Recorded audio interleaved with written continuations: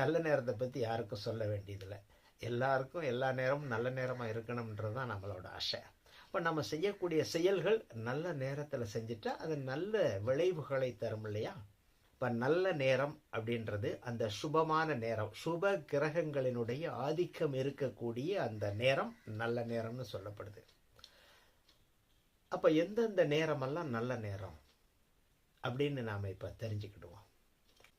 இப்போ வாரத்தில் 7 நாட்கள், முதல் வேலை நாள் அப்படின்னா திங்கட்கிழமை.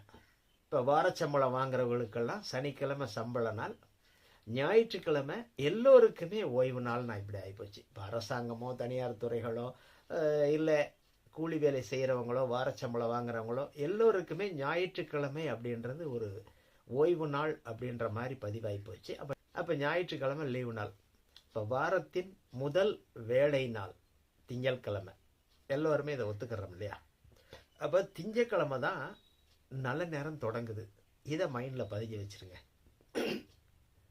இப்போ ஞாயிற்றுக்கிழமை லீவு நாள், அதை விட்டுருவோம். முதல் வேலை நாள் எப்போ தொடங்குது? திங்கட்கிழமை வேலைக்கு போகணும், படன்னு வேலைக்கு போகணுன்ற பரபரப்பில் நாம் இருப்போம்.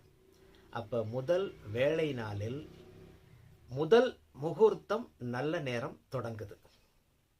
இதை மைண்டில் பதிய வச்சிட்டோம் அப்படின்னா அப்போ திங்கட்கிழமையா இப்போ முதல் முகூர்த்தம் நல்ல நேரமாக இருக்கும் எந்திரிச்ச உடனேயே.